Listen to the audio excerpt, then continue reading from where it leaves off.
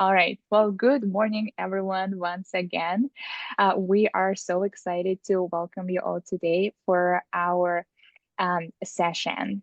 So it's end of August. Can you believe? Like, I feel like this year is just flying by, and what can be a better time to talk about year-end campaign? And that's what we're going to do today.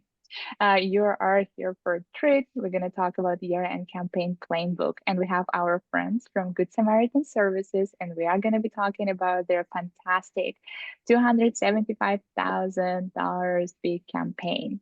So let's start first from introductions. So my name is Yulia Zhernovaya. I'm head of growth and strategy at Giveffect. If you're not familiar, Giveffect is 10-in-1 nonprofit platform with all the tools for donors, volunteer, marketing, events, grants, you name it. All the tools the nonprofit need to succeed in this digital age and achieve fantastic results and further your mission. Again, today we're joined by our clients and friends from Good Samaritan Services, Rachel, Shelley, and Shari in Brabant. So Rachel, Shari, I'm going to pass it to you to introduce yourself. Yeah, thank you so much for having us, Yulia. We're really excited this morning to talk to everyone during this session. But yes, I'm Rachel Shelley. I'm the Director of Marketing and Engagement at Good Samaritan Services. We are a nonprofit located in Pennsylvania, and our mission is to respond with compassion to our neighbors who are experiencing homelessness or who are at risk of homelessness. So yes, and Shari is joining me today as well, my teammate and coworker. Hi, yes, I'm Shari, and I'm the development team assistant. And I'm really excited to be here. Good Sam's a wonderful organization to work for, and we do a lot of good in our neighborhoods and surrounding communities. So we're excited to share what we've learned, and so yeah, we're glad to be here today. Welcome, welcome. Well, we're so happy to have you. So before we jump into all the questions and the campaign, just a couple of housekeeping items for everyone. This session is called Speed Learning Sessions. It's very fast paced. We're gonna again go into so many details, but as we go, we're gonna spend about 25 minutes just kind of going over the campaign, answering the questions, and last 15 minutes are reserved for live Q&A. So for everyone who is joining us today, we always have, again, such a fantastic, continuous, and engaging conversations. So as we go through this, please feel free to utilize the Q&A button on the bottom of your screen and submit your questions as we go through these conversations. Chat is all right too. It's a little harder to find questions, but we'll make sure that we cover all the questions that come through the first 30 minutes. All right, wonderful. So without further ado, let's dive in. And Rachel, I want to start with just for those who are maybe not familiar with your campaign, can you share, just to give a little bit of overview and share what is this campaign? Definitely. So this campaign that we'll be talking about today, it's called Go and Do ×2. It is a month-long match campaign that we run in the month of November for our organization. It utilizes match sponsors as a motivating factor, also some peer-to-peer fundraising, very marketing heavy. And we had the goal this past year to raise $250,000 during the month of November. We secured $125,000 in match sponsorships to help us reach that goal.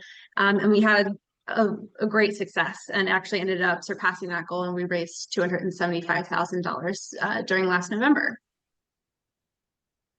Wow, that is fantastic. And for everyone, again, we're sharing the campaign from last year on the screen if you want to take a look at it. So this campaign last year was the second year. So from my understanding, you started a couple years ago. So I'm curious, why did you decide to step away from the traditional Giving Tuesday and decided to launch your own campaign? Like why did you decide to make a leap? Yeah, definitely. So yes, about 2 years ago, we decided to move in a different direction. We have been participating in a community day of giving, similar to Giving Tuesday, in our community. One of the counties that we serve had this day of giving that was run by a community foundation, had great brand recognition in the community that were in. Over 400 nonprofits participated in this day of giving. And we felt that we were maybe getting a little bit lost in the mix of all of those other nonprofits. Also with that, there were fees associated in participating with that community giving day. We didn't receive the funds until 2 months later in a different calendar year. And also it was the branding was very aware in that one community where that community giving day was, but our organization does serve 2 counties. So the opposite county that didn't have the same weight in that county. So we really wanted to think through a way to have our year-end giving speak to our whole donor base and our whole supporter base in a more equal way, and also have those funds then come directly to our organization right away so it can be put to work and helping the people that we serve. So it was a lot, there was a lot of discussion within our team about moving in a new direction. Because the money that we did get from that community day of giving, it was a large chunk. And moving in a new direction was really a leap of faith because we weren't sure how it was going to be. And we did rely on that funding quite a bit. So we did, luckily though, we decided to move in a different direction, and it very much paid off. We ended up raising over double what we typically raised in years prior. So. Wow. Well, congratulations, first of all. And also, I think so many nonprofits can relate as well, right? Certainly Community Giving Day is fantastic, but also it looks like your team had also a clear vision for the future, and taking that leap of faith, certainly not an easy task. So just kudos to your team for going with your vision, and at the end of the day, like accomplishing fantastic results 2 times what you've raised before. That's just, wow, amazing. So you mentioned that, there are around 400 nonprofits in the area, and stood out among so many wonderful, fantastic organizations is definitely not an easy task either. So when launching this campaign, I'm curious, like, first of all, the name is really great, like Go and Do ×2. I think it's very simple. I think it's very meaningful. But can you share a little bit more how you landed on branding and why it was very important for you to tie it back to the mission? Definitely. Yeah, so the name of our organization, Good Samaritan Services, we get our name, we are a faith-based organization, so our name comes from the parable of the Good Samaritan in the Bible. So for those that aren't familiar with that story, there was a person that was in need on the side of the road, and the Good Samaritan was the only one. After many passed that person and didn't stop and help, the Good Samaritan did stop and help that stranger, showed compassion, showed love with no judgment and no expectation for anything in return. And so our organization's mission is very much based off of that. At the end of that parable, Jesus says, "Go and do likewise." So as we were brainstorming marketing for this campaign and branding for this campaign, we definitely wanted to tie it into our overall mission. And that phrase is something that we use in our organization a lot, "Go and do likewise." It drives our mission and our work. So we ended up, Go and Do, shortened version of that. And then ×2, tying in the fact that we wanted this to be a match campaign, helps that it rhymed. It's catchy, flows off the tongue, it's concise. So yes, that's how Go and Do ×2 came to be. And then as we were brainstorming through the branding as well, and thinking through a logo that would be attractive and compelling, we also decided to go with Go plus Do ×2, kind of keeping with that math numbers theme, and tying that into our messaging to really have a focus too on impact of our organization and stats of what all of that support during that campaign is allowing us to do. So that was kind of the birth of that branding and the marketing for the campaign. That is so powerful. I think it's been, again, fantastic. I love the simplicity, but there is such a strong meaning behind it. And I mean, the results just speak for itself. So I wanted to switch the gears a little bit. And now, as we learn about the campaign, Shari, I wanted to ask you to speak a little bit about the planning. So again, taking a leap of faith, starting this campaign on your own. I'm sure everyone is curious to know how long did it take? Like, where did you start? That's a great question. We ended up creating a timeline. We juggle, as many nonprofits do, we juggle events, campaigns throughout the year. And your planning and things you need to do for those, marketing, communication, setting up the campaign page, and all those details that are included in running a campaign or running an event overlap from month to month. So we created a timeline for all of our events in a shared Google Sheet that our whole team has access to. So one of those sheets is dedicated just to go and do ×2. And each task that we put into our timeline is assigned to one of our team members. We create deadlines, and then that person can go into that timeline live and check off when it was done. So we know that we're completing all the tasks needed to get this campaign up and running. And we start with this campaign, we start 6 months out with our planning. And 6 months out starts with our branding and the logo. And then we start asking, we go into asking our potential match sponsors 5-6 months out, because it's important to get those lined up really early. And then from there on out, a lot of the tasks are social media, communication, marketing driven, so that we are getting the word out. I know that we talked, I can remember sitting there talking even about the go and do, and we're like, are we going to make it a day? Are we going to do it are we going to do it a week? Are we going to do it for a whole month? That was a long discussion because of being part of just that one day of giving. And now we're looking at, should we just do one day as well, or do we need to extend it? And so when we decided it was a month, that definitely took a lot of planning and coordination in the team. So 4 months out, 3 months out, 2 months out, that's when a lot of the launching of social media ads start. That's like 4 months out. And then a lot of the other marketing and campaign types of things, social media, that all happens within that 2 to 4 month period of time. We make sure that we have our campaign page in Giveffect done very early too, so that's up and running. So yeah, it's a long process, but that timeline really helps us stay organized, and that our team knows exactly what we need to be doing because of all those different events and campaigns that we're doing from month to month. So that's been very helpful to us. Wow, that's fantastic. I'm curious with that. So the campaign starts 6 months in advance, right? But you mentioned the whole document outlining all the events and campaigns for the entire year. When is that rolled out, by the way? Is that like January, or it's a process? It's a process. It's month to month. I create just a separate month task. So in August, we have 4 different events and campaigns that we are working on in the month of August, and that gets sent out individually to the team. But it's more like a rolling document. So once we created a template, we use that template for every event and every campaign, and then we're still actually, I would say, Rachel, right? We're probably still editing and fine tuning each campaign and each event. All those tasks that need to be done, because I think that's just an ongoing thing that you're doing. You're adding things, we need to do that, or we're going to change this a little bit. So it's a constant working document for us.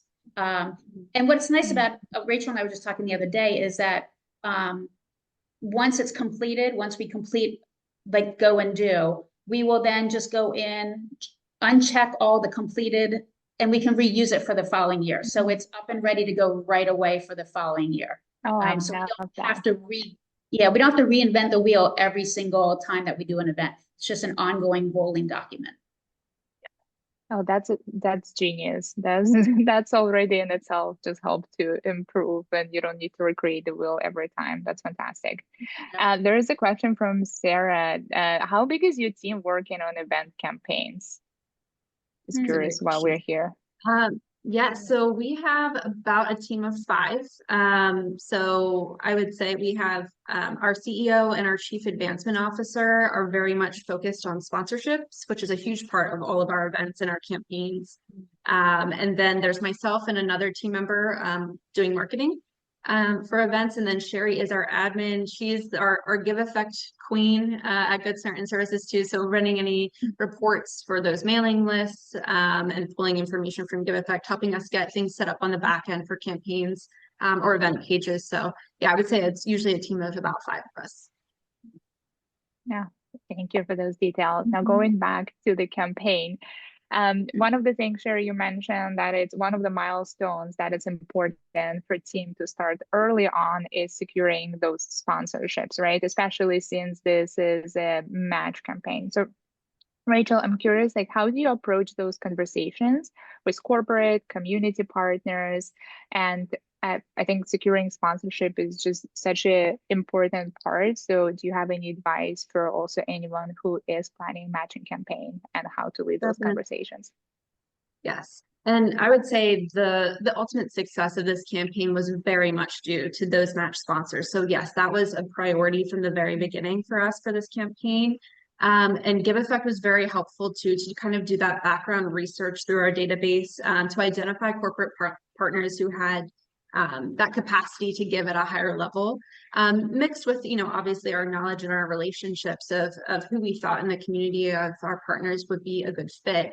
So there was some work on the back end of identifying who we were going to approach to make these asks. And then we created specific materials, sponsorship materials outlining what the benefits would be for them as a sponsor. And then I would recommend, having those conversations be as personal as possible. So in person, if possible, is always best to have a meeting, with those potential sponsors or phone call.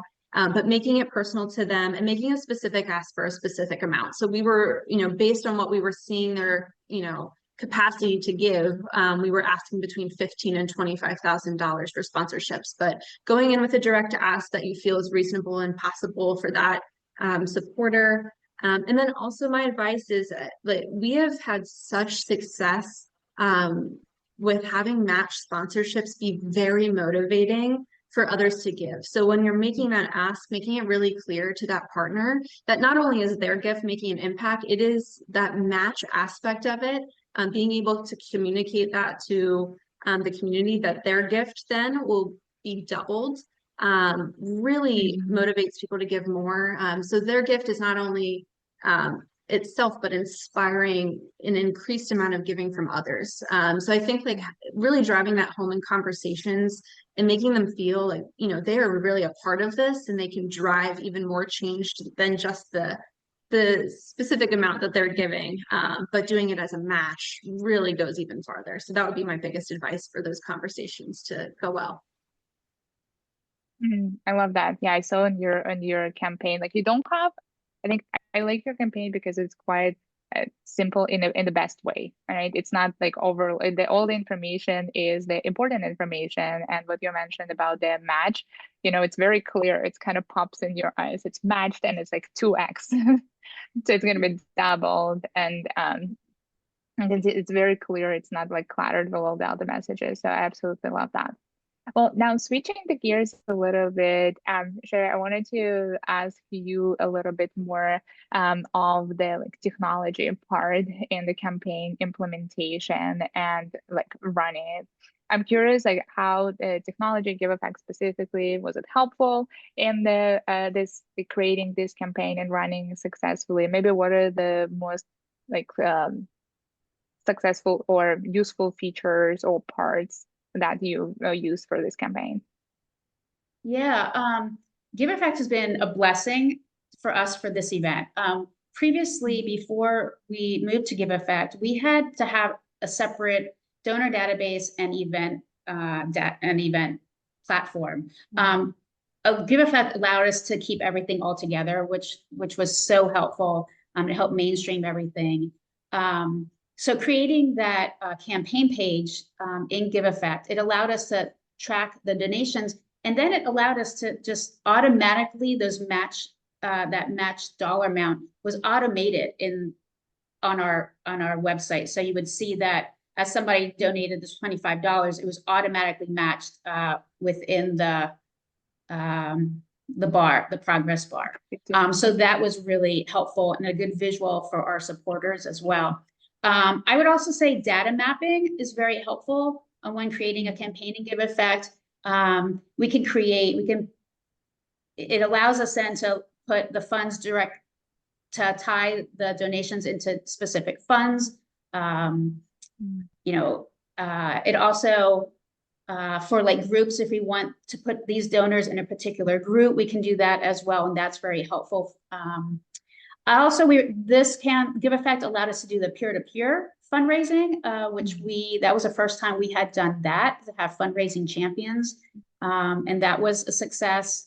I would also say then also running, Giveffect allows us to run targeted mailing lists and email lists in the reports, especially the way that we tag different people and data map them.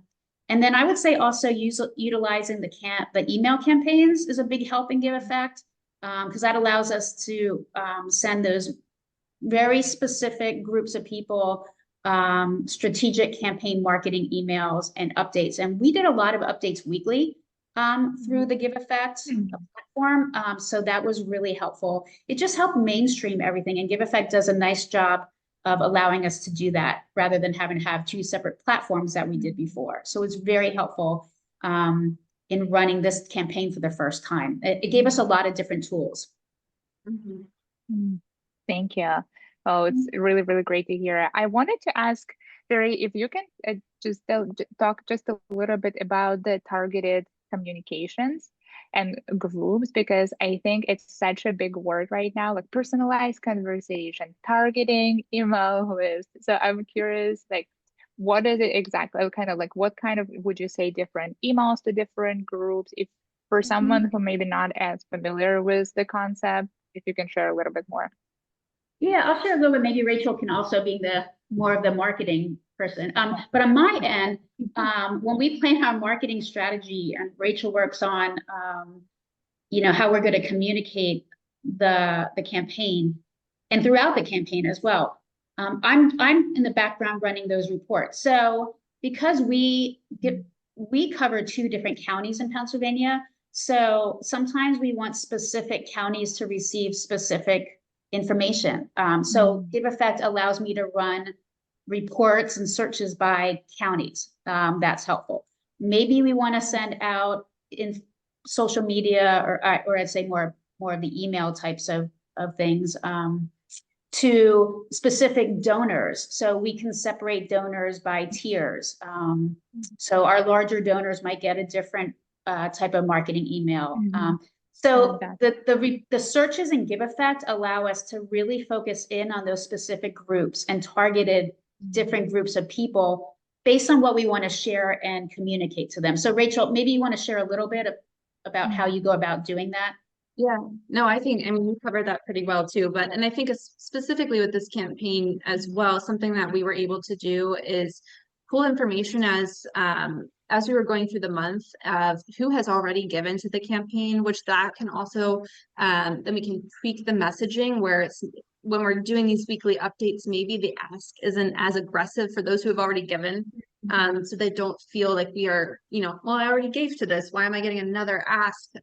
We are able to tell and give effect, thanks to the data mapping, if they've already given to the campaign, so that we can still be giving them the update on the progress of the campaign, so they feel included in that community of the efforts for the month, but they don't feel attacked or unappreciated, I should say, versus people who maybe they're opening those emails and they're seeing it and they're but they haven't given yet this month. We can tweak that content a little bit to cater to them and hopefully get them to make the actual next step and make a donation. So I would say in addition to everything Shari mentioned, that would be the biggest other way that we would do targeting communications.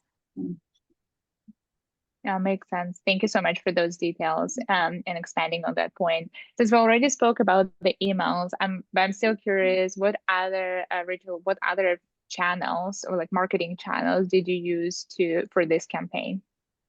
Definitely. So we really wanted this to be a very multi-channel marketing approach. We wanted to be able to hit all of our demographics, no matter their age, their location, how they like to consume content. So we really wanted it to be robust.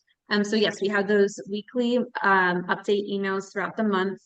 We also did a trifold mailer that went out the first week, hit mailboxes the first week of the month.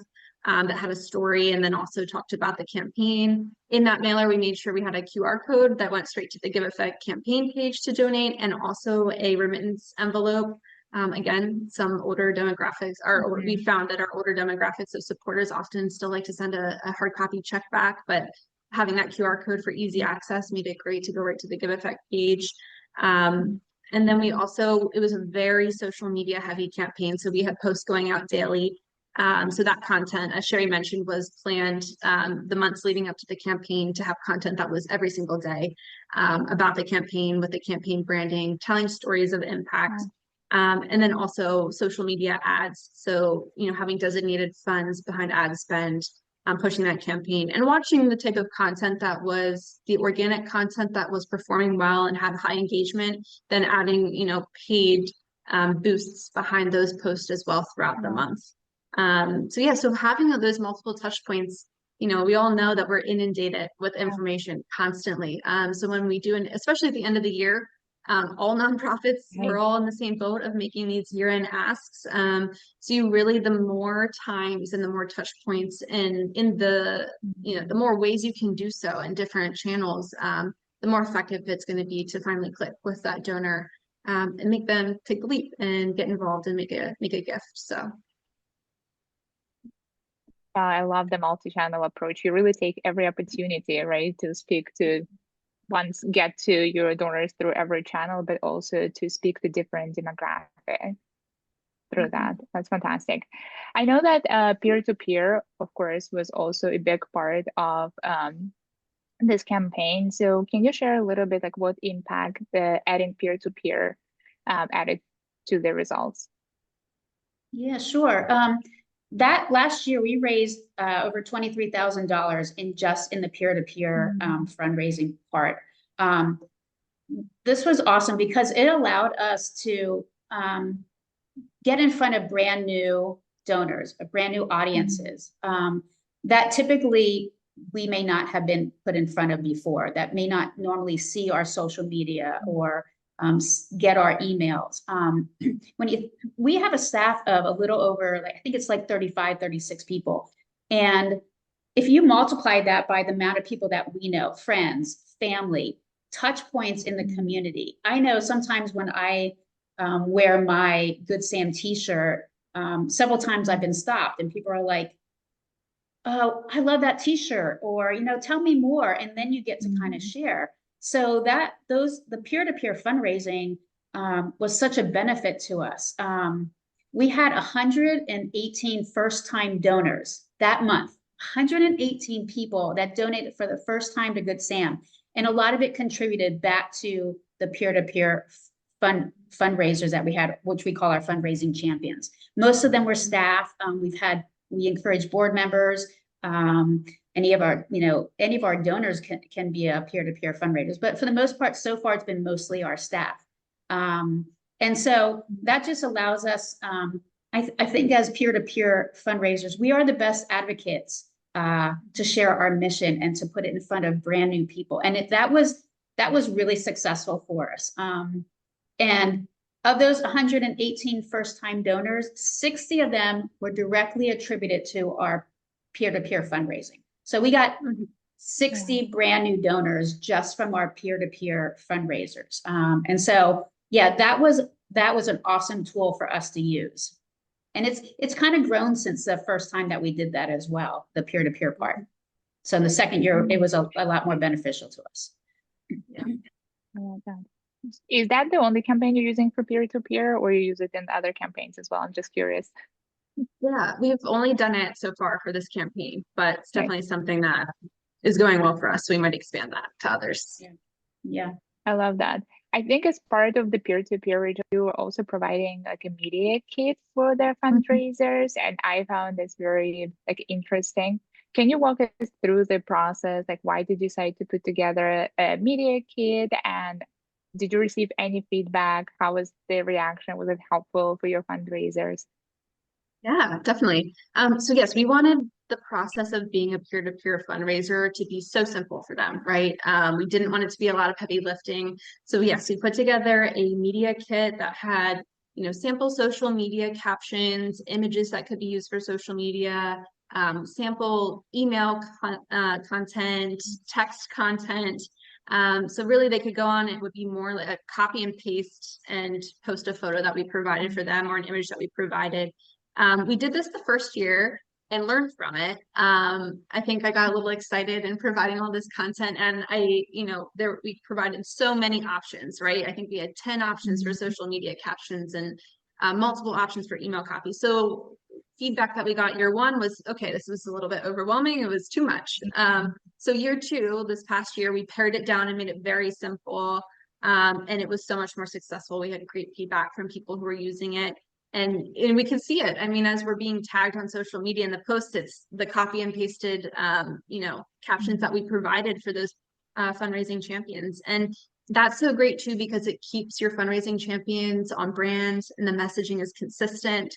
And it makes it easy for them too. So all around, it just makes that process so much more effective.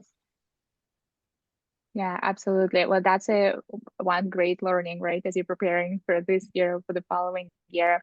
But I'm curious, as you did it for 2 years, there probably were some other roadblocks or maybe some challenges or things you learned from along the line. So have you actually experienced any roadblocks? And I'm curious, how did you navigate them?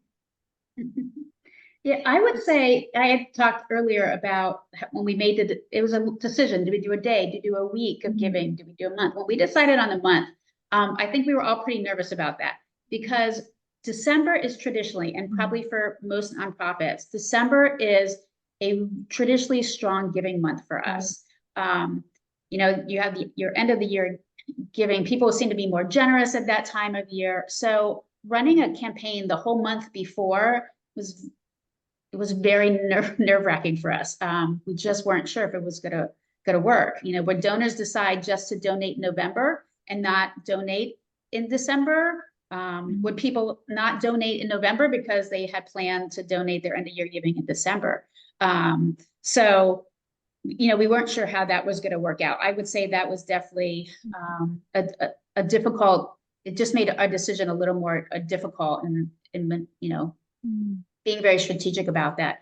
So there was a lot of conversation about the length and the timing of this campaign. Thankfully, I don't think it became a roadblock in the end because our giving in December ended up being just as strong as November. So we didn't lose donors. If anything, we gained. But otherwise, Rachel and I were brainstorming. I don't think we came up against really big roadblocks. The things that we thought were going to be roadblocks ended up not being roadblocks at all. Yeah. Thank you so much for sharing it. It's definitely, such a big point, right? The length of the campaign. And again, I applaud your team. It's definitely not an easy decision. Let's just go for a month-long campaign right before December. But it did pay it off. And I think all the preparation and foundation for success. So after everything that you've shared, I'm not surprised that, you didn't encounter any roadblocks. So the last question before we go into live Q&A, thank you everyone for putting the questions. Please feel free to put more questions. We'll dive into them just in a second. My last question would be, after the campaign wrapped up, how did you nurture and stir both your donors and your match sponsor to keep the momentum going? Shari, if you can share some. Yeah. Well, we felt it really important to communicate the success of the campaign and also show our gratitude. And so we do that in several different ways for most of our campaigns and events, not just this one. But we want to make sure that we are thanking and showing our gratitude for the generosity of our donors. So that includes, we send out marketing emails afterwards. We have social media announcements. We post on our website. We do blog posts. Using the reports and that data mapping that we talked about earlier, we run reports, and then that's how we get our mailing list for the thank you letters. So in our thank you letters, we typically include, we tell a story about it. The storytelling is really important, rather just the number. It's important to pair that number of what we got with creating a more personal storyline. So we do that. We also do, for our match sponsors, we write handwritten personal thank you cards to them specifically. And then for our peer-to-peer fundraiser, our fundraising champions, we do provide them with apparel. So we gift them a sweatshirt that includes all our match sponsor logos or on the back of that sweatshirt. So we make sure that those sponsors and match donors receive that as well as a thank you. So I think those reports that we talked about earlier allow us to thank everybody in various different ways and keeping us in the forefront of their minds for future donations, so that we are constantly, not overwhelmingly though, but constantly, hopefully in their forefront as they decide to hopefully continue to, donate to us in the future. So we use a lot of different touch points for that without trying to overwhelm them at the same time. Fantastic. Thank you so much for sharing. Again, congratulations to both of you and to the Good Samaritans on this successful campaign. I know this year you're going for 300,000, and we're wishing you huge success with this year campaign. But we're going to switch the gears and let's go to the Q&A questions. So many questions, also so many wonderful comments, how amazing this session has been. And I think number one most popular question right now is it possible to see your Google Doc planning template or maybe some version of it for people? Would you be willing, Rachel, Shari, to share it with everyone who is live on the call? Definitely. Yeah. You can send it to us. Okay, fantastic. Yep. So for everyone, we will get it, and just stay tuned for the follow-up email. Will be going your way. Thanks so much, Rachel, Shari, for that. Okay, next question from Fred. What is the list of benefits to the business sponsor for a MUSH sponsorship? That's a great question. So we include having their logo be present on all of the marketing emails that go out for the campaign. So those will be included at the bottom of every campaign. We make sure to list too what our reach is for those emails. So our database has about 4,500 people in it. So including that to let them know how far that that impact is going to be. They also get social media posts, specific shout outs to their corporation. And then also, Shari mentioned too about the apparel that we have, that their logo will be printed on the back of the apparel. And then they are also included on that mailer that we send out to all of our donor database. Their logo is included on that as a match sponsor as well. And included in press releases and other communications that go out as far as media outreach as well. Awesome. Thanks so much for sharing that. Next question, I think also going to be for you, Rachel, is around regarding social media. How often do you typically post on social daily? Were you integrating other social posts during this time, or only posted about your campaign for the month? That's a great question. Yes, so typically, like our social media strategy is to post 5 times a week on, a non-campaign, non-event time. So with this campaign, posting every single day is, taking it up a notch. We really do plan out for this campaign campaign-specific content for that month. So we will still be posting other content, like our regularly scheduled content, sometimes throughout the month. But always tying it into the campaign. So even if that is just a call to action at the end of a post about, remember this is only made possible because of the support from people like you. This month, your donation during our Go and Do ×2 campaign will go twice as far, link to the donation page. So really finding ways to, even just through the copy and the content, to tie in the campaign, remind people that, you know, that the campaign's going on. So we'll try to plan our calendar in advance to be filled with campaign content, but then if you're posting extra throughout the month with that normally scheduled content, still tying it in, mentioning the campaign every chance you can get is fantastic. Not that the branding of the imagery necessarily has to have the campaign logo on it for every single post during the month. Got it. Thank you so much. Fantastic. The next question is for Shari from Carla. Shari, are you mainly working on campaigns, or I guess do you also have other process offline gifts, contribution, have other, I guess, responsibilities? I'm sorry, Yulia, you broke up for a second, so could you repeat that? Oh, I'm sorry.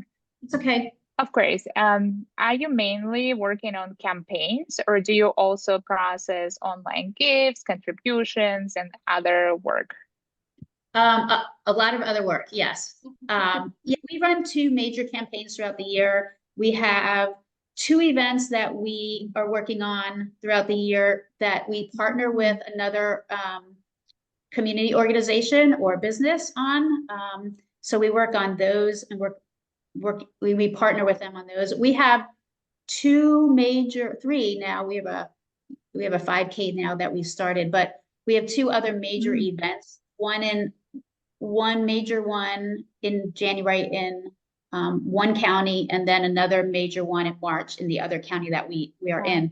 So we are constantly working on, that's why the timeline is so helpful, because we are, everything overlaps. The planning and what you're doing overlaps. So like I said, this month in August, we are alone working on 4 different campaigns and events. And doing various things for each one. So yes, there's a lot of different things going on any given day. Fantastic. So many things to juggle. Going back to the campaigns, can you share how many peer-to-peer ambassadors did you have, or approximately had, if you remember? And then was the media kit hosted on your website? Sorry, both questions. I believe this past time we had 18 peer-to-peer fundraisers. Yeah, and we did host the media kit on our website. So we had a link on the Giveffect campaign page that just took them to a landing page on our website where all of that content was able to be copy-pasted or downloaded easily. Awesome, thank you.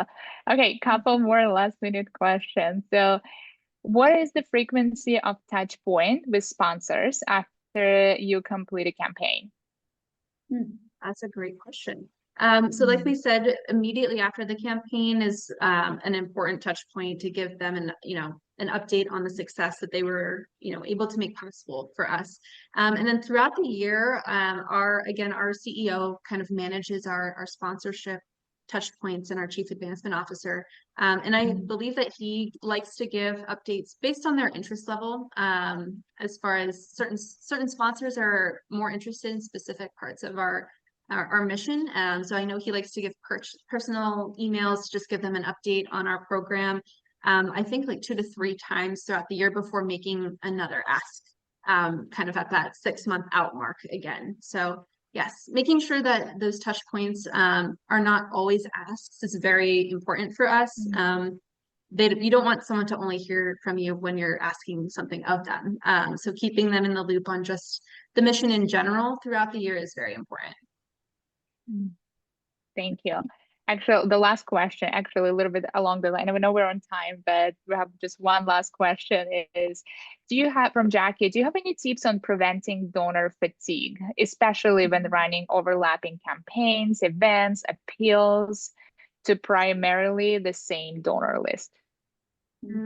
Yep. It's definitely something that we've run into too. So that goes back a little bit again to the targeted marketing. So also when we have donors sign up for our emails, we have options, and this is another great feature of Giveffect, for different types of content that they'd like to receive.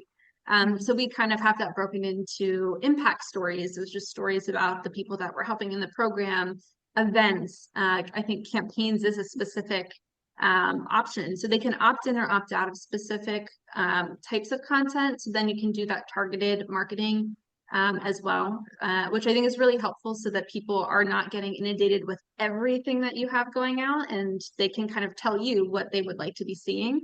So that's a really helpful tool through Giveffect to help with the donor fatigue. Yes. Awesome. Well, thank you so much. Fantastic. I think it's a good point to finish our conversation today. Rachel, Shari, we are so grateful for your time, knowledge, expertise, sharing all of these resources with everyone. And we are so grateful for everyone who was able to join us live today. If anyone wants to get in touch with Rachel and Shari, my colleague Tara will be putting information in the chat in just in a second, how to get in touch with them. We, of course, will be following up with the email with the recap, link to the video recording, and also that extra document that both of you generously allowed to offer to everyone. Giveffect site, we have one quick announcement to everyone in September. Actually, two announcements. One is we have a fantastic piece of content, which is our year-end readiness guide, which aligns with our theme today so well. So my, again, colleague Tara will be putting a link to that free resource in the chat, so you can go ahead, download it. I know a lot of you mentioned that you're still in the planning stage, right? It's all good, we still have time. And I think that resource will be very helpful in preparations for year end. And then the last thing from us, this September, it's actually September 17, 18, and 19, Giveffect will be hosting a live summit called Habitat Next. While it's primarily focused and on some challenges and problems that Habitat for Humanity facing on day-to-day, we do believe that actually there is a lot of challenges, goals that other nonprofits can relate as well.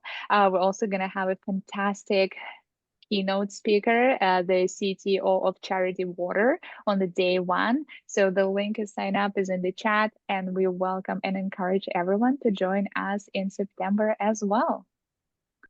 Right. With this being said, Rachel, Shari, it was such a pleasure to speak with you both. Thank you so much again. Yes, thank you so much for having us. Thank you, everyone. Yes, thank you. Thank you. Have a great day. All You right. too. Thank you so much. Bye. Bye-bye.